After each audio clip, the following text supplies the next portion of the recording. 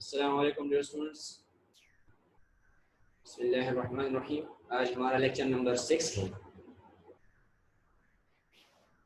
اور ہمارا ٹاپک ہے قائد اعظم اینڈ پاکستان آئیڈیالوجی یا Pakistan ideology in the statement in the light of statements of Quaid Azam محمد علی جناح۔ قائد اعظم محمد علی جناح نے نظریہ پاکستان کے حوالے سے کیا فرمایا، کیا بحثیں کی، کن کن جگہوں پر، کن کن وقتوں میں، اس پر ہم بحث کریں گے۔ تو سب سے پہلے انٹروڈکشن کی طرف بڑھتے ہیں۔ Quaid Azam is considered one of the most influential political leaders of 20th century۔ 20ویں صدی کے عظیم رہنماؤں میں قائد اعظم ایک بہت بڑے سیاسی رہنما کے طور پر گردانے جاتے ہیں، جانے جاتے ہیں۔ He was a brilliant politician, sharp lawyer and charismatic leader of Indo-Pak subcontinent۔ وہ برصغیر پاک و ہند کے ایک عظیم، ایک بہترین سیاستدان، ایک تیز اور طرار وکیل، اور اسی طرح ایک جو کرشماتی شخصیت یا کرشماتی رہنما تھے اور مشہور تھے بہت زیادہ، پولیٹیشین کے طور پر بھی، وکیل کے طور پر بھی، اور ایک سیاسی لیڈر کے طور پر اور ایک رہنما کے طور پر بھی۔ اب ڈیتھ اور برتھ کی طرف بڑھتے ہیں کہ قائد اعظم محمد علی جناح کب پیدا ہوئے، ان کی وفات کب ہوئی۔ قائد اعظم محمد Ali Jinnah was born on 24 December 1876 and died on 11 September 1948۔ 24 دسمبر 1876 کو پیدا ہوئے اور 11 ستمبر 1948 کو وفات پا گئے۔ ان کے والدین کا نام کیا تھا؟ Parents of Quaid Azam. Father name of Jinnah was Poonja Jinnah and his mother name was Miti Bai Jinnah۔ ان کے والد کا نام پونجا جناح تھا اور والدہ کا نام متی بائی جناح تھا۔ Wives of Quaid Azam Muhammad Ali Jinnah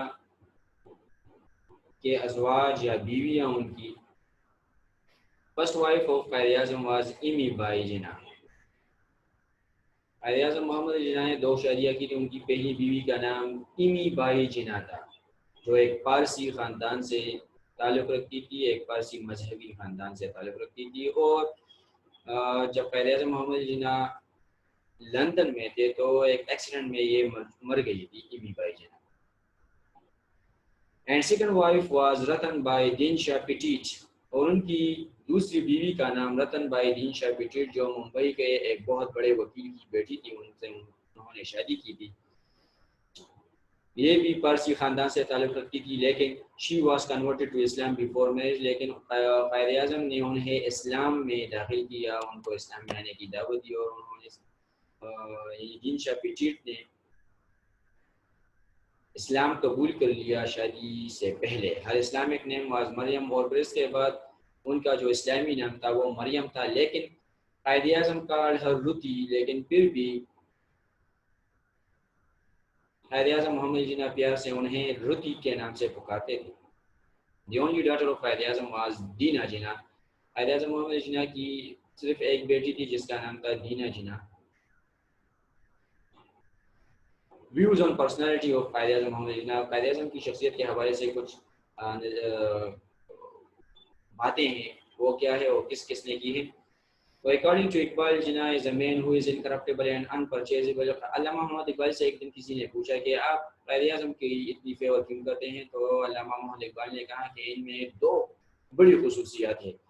Jinnah is a man who is incorruptible، کہ ایک ایسی شخصیت ہے جو بدعنوان نہیں ہے، جو کرپٹ نہیں ہے، اور اسی طرح ایک ایسی شخصیت ہے جو unpurchasable ہے، جس کو جو اپنا ضمیر نہیں بیچتا، جس کو خریدا نہیں جا سکتا۔ تو اسی بنا پر علامہ محمد اقبال کی یہ کوٹیشن بہت مشہور ہے کہ جناح زمین ہوئی انکرپٹیبل اینڈ پرچیزبل، کہ ایسی شخصیت ہے جو بدعنوان نہیں ہے اور جسے خریدا نہیں جا سکتا، جس کے ضمیر کو خریدا نہیں جا سکتا۔ اس کے بعد گاندھی نے بھی قائد اعظم کے حوالے سے کچھ باتیں کی ہیں۔ According to Gandhi, I believe no power can buy Jinnah, کہ میں یقین سے کہہ سکتا ہوں کہ کوئی بھی طاقت جناح کو خرید نہیں سکتی۔ یہاں پر انپرچیزبل، یہاں پر بائی ایک ہی الفاظ ہے کہ کوئی بھی طاقت جناح کو خرید نہیں سکتی۔ اس کے بعد سب سے اہم جو بات کی ہے، نہرو کی بہن وجے لکشمی پنڈت نے اپنی ایک کتاب لکھی تھی، انہوں نے اس میں کہا تھا If Muslim League had 100 Gandhis and 200 Abul Kalam Azad, and Congress had only one Jinnah, then India would never be divided.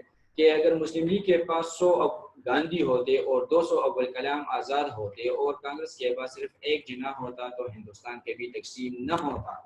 تو آپ دیکھ سکتے ہیں کہ جو مخالفت میں اتنے انتہا تک پہنچ چکے تھے انہوں نے علامہ محمد اقبال کی شخصیت کے حوالے سے کیا باتیں کی. اب کرتار سنگھ بھی ایک سیاسی رہنما تھے, انہوں نے کیا کہا تھا. کرتار Singh said if Jinnah was in Sikhs they would worship him, کہ اگر قائد اعظم محمد علی جناح سکھوں میں سے ہوتے یا سکھ ہوتے تو ان کو لوگ پوجتے تھے, ان کی عبادت کیا کرتے تھے. ان کی شخصیت ایسی تھی کہ ان کو پوجا جاتا, ان کی پرستش کی جاتی. اسٹینلی وولپورٹ نے اپنی ایک کتاب لکھی ہے جناح آف پاکستان. انہوں نے اس کتاب میں کیا لکھا ہے قائد اعظم کے حوالے سے. Few people have changed the course of history. Few are still modifying the map of the world. Hardly anyone could be credited to give birth to a nation. Jinnah did all the three. کہ بہت سے کم لوگوں نے تاریخ کو تبدیل کیا ہے. کچھ بہت کم ایسے لوگ ہیں جنہوں نے دنیا کے نقشے کو تبدیل کیا ہے یا نقشے کو تبدیل کر رہے ہیں, اور بہت ہی کم لوگ ہیں یا بہت مشکل سے ہمیں کوئی بھی مل سکتا ہے جس نے کسی قوم کو آزادی دلائی ہے. جناح ڈیڈ آل دی تھری, اور جناح جو ہے انہوں نے تینوں کام کر دیے ہیں. یعنی انہوں نے تاریخ کا دھارا بھی بدلا ہے, انہوں نے نقشہ بھی تبدیل کر دیا ہے, تاریخ میں دنیا کا نقشہ بھی انہوں نے تبدیل کر دیا, اور اسی طرح ایک نئی قوم کو وجود میں لانے میں اہم کردار ادا کیا, ایک نئی قوم کو وجود بخشا. تو قائد اعظم نے یہ تینوں کام کیے. اب ہم قائد اعظم محمد علی جناح ان کے فرمودات کی طرف بڑھتے ہیں کہ انہوں نے پاکستان آئیڈیالوجی کی طرف کے حوالے سے کیا کہا ہے. قائد اعظم محمد Ali Jinnah explained two nation theory and the ideology of Pakistan on several occasions in a comprehensive manner. Quaid Azam محمد علی جناح نے دو قومی نظریے اور نظریہ پاکستان کے حوالے سے بہت تفصیل کے ساتھ مختلف جگہوں پر بحث کی ہے, مختلف جگہوں پر انہوں نے تقریر کی ہے اس کے حق میں. He was a strong supporter of two nation theory and believed in the separate Muslim nation. وہ دو قومی نظریے کے بہت بڑے حامی تھے, اور انہوں نے اور ان کی یہ سوچ تھی, ان کا یہ عقیدہ تھا کہ مسلمانوں کی ایک علیحدہ ریاست ہونی چاہیے, ان کی یہ سوچ تھی. While explaining the two nation theory, he once said, دو قومی نظریے کی وضاحت کرتے ہوئے ایک دن انہوں نے کہا, مسلمان are a nation according to any definition of nation and they must have their homeland. مسلمان کسی بھی قوم کی کسی بھی تعریف کی طرف اگر ہم دیکھیں تو وہ کسی بھی تعریف کی روح سے ایک علیحدہ ریاست قوم ہے, اور ان کے لیے ایک علیحدہ ریاست ہونی چاہیے. On 23rd March 1940, in his presidential address at the historic session of Muslim League at Lahore, he said, Muslim league کا جو سالانہ اجلاس 23 مارچ 1940 کو ہوا تھا, تو صدارتی خطبے میں قائد اعظم نے کیا کہا تھا اس پر ہم چلتے ہیں. Hinduism and Islam are not merely two religions, but two separate social orders, and it is a dream that Hindus and Muslims can evolve a common nationality. They belong to two different civilizations which are based mainly on conflicting ideas and conception. یہاں پر on نہیں ہے کہ جو ہندو مت ہے اور اسلام ہے یہ صرف علیحدہ مذہب ہی نہیں بلکہ یہ ایک علیحدہ دو قسم کے سماجی نظام ہے, اور یہ خواب کہ یہ دو قومیں ایک ہی قوم میں ایک ہی ملک میں اکٹھے رہ سکیں گی, یہ ایک خواب ہی سمجھا جائے, کیونکہ یہ دونوں قومیں یعنی مسلمان اور ہندو دونوں قومیں جو ہے یہ مختلف تہذیبوں سے تعلق رکھتے ہیں, اور ان کی جو تہذیب, ان کی جو روایات, اسی طرح ان کے جو مذہبی اصول ہے یہ ایک دوسرے سے کانفلکٹ پر ہے, ایک دوسرے سے بالکل مختلف ہیں, متنازع ہے. یہ تصورات, یہ جو ان کی کانسیپشن ہے اور ان کی جو تصورات ہیں, ان کی جو آئیڈیاز ہے یہ ایک دوسرے کے بالکل مختلف ہیں. اب چلتے ہیں قائد اعظم نے گاندھی سے لیٹر کے دوران کیا کہا تھا. Quaid-e-Azam is in one of his letter to Gandhi explained the separate identity of Muslim in these words. Gandhi کے ساتھ خط و کتابت کے دوران جب گاندھی جنا ٹاکس ہو رہی تھی تو قائد اعظم نے کچھ لیٹر میں مسلمانوں کے علیحدہ شناخت کے حوالے سے کچھ کہا تھا. وہ کیا تھا؟ We are nation with our own distinctive culture and civilization, language and literature, art and architecture, names and nomenclature, sense of values, legal laws and moral codes, customs and calendar, history and tradition, aptitudes and ambitions. In short, we have our own distinctive outlook on life and of life. By all canons of international law, we are a nation. Quaid Azam نے کہا کہ مسلمان اور ہندو جو ہے وہ ایک ان کی اپنی ایک تہذیب ہے، ان کے اپنی ایک ثقافت ہے، اسی طرح اپنی ایک زبان ہے، ان کی اپنی ایک زبان اور ادب ہے، ان کی اپنی جو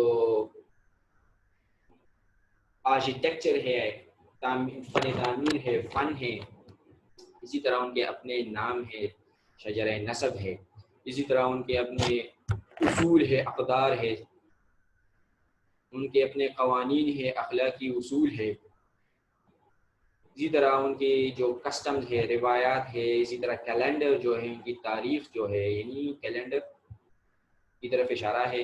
اسی طرح ان کی جو اپنی تاریخ اور روایات ہے، ثقافت ہے، وہ ایک دوسرے سے مختلف ہے. اسی طرح ان کے جو اپنے مقاصد ہے، ان کے حصول کے لیے جو تگ و دو ہے، وہ ان کے راستے مختلف ہے.